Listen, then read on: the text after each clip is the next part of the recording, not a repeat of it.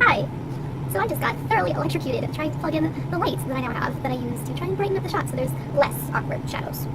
I managed to get my finger stuck in between the outlets and the actual plug. It's not a big deal, and I'm perfectly fine. But the thing is, it was on a power strip, so it was really just, I could have turned off the power strip and then unplugged it. I was just being stupid. So I told you last week that I really wanted to do NaNoWriMo. What I did not tell you last week is that the story that I'm really excited to work on is something that I've been working on for the last couple of months, and I have discovered that I have deleted the entire folder at some point called my personal folder, and I lost the story and I don't know if I can recover it.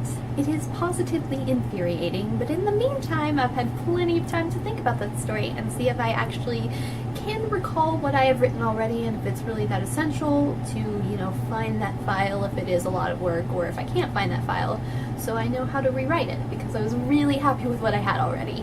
One of the big themes in the novel is playlists of music, which is not something that I'm into personally. I'm really not that good at playlists, but I've been thinking an awful lot about the concept of a playlist of books. I am not the person to ask about music. You ask me what kind of music I listen to, and I'll say anything, most all of it. But I don't really like Fall Out Boy, and I do have, weird sort of, things that I don't like in music, because my grandfather's a music major, so I have weird requirements that I like or enjoy or whatever, but I also like pop music, But I do really like books, and I understand different types of books, and I understand the value in that, and I am much more appreciative and generally well-versed in books versus music. There are already little sets of books out there in the world. You have like required reading, so like lists of books that you're going to read for that year that maybe have a general theme. Since I've been on Tumblr a lot more than usual recently, I'm still drafting things, don't ask, but I've seen a lot of Harry Potter stuff and a lot of people getting really excited about Harry Potter, not only because of the new books, but also because of the the new movies. Not only because of the new movies, but also because there is so much material in the old books and people love it so much that they're finding new things every single day. And I don't really like Harry Potter, and that's constantly been sort of a problem. I mean, I just love the universe. I love the concept of houses, and I love, magic. Who doesn't love magic? And I love all the different little faucets of information, but the characters and places can be lacking in a purely critical manner, just talking about how it's written. The Harry Potter books, they aren't too fabulous.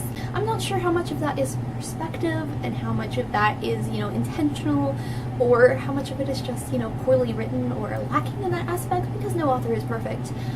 I will not even try to deny that. So if you had a list of books, a playlist of books that you looked at and basically studied with a group that was focusing on one sort of really good thing that that book is good at or that world is good at, and a whole bunch of different things, so that you came out with a really well-rounded idea of a book, that would be really cool. You'd have a world-building book that was all about this is how to build a world, or a book about, supporting characters. Books are generally slightly more time-consuming than like a 3-minute song, so I can understand why playlists of books don't really make sense. But in a sort of extensive study, I think that would be so incredibly interesting. It's a very thought-provoking concept, although practically impossible. But that's kind of what I've been thinking about this week. It was a little bit more vloggy. There you go. And I will be very happy to see you next week.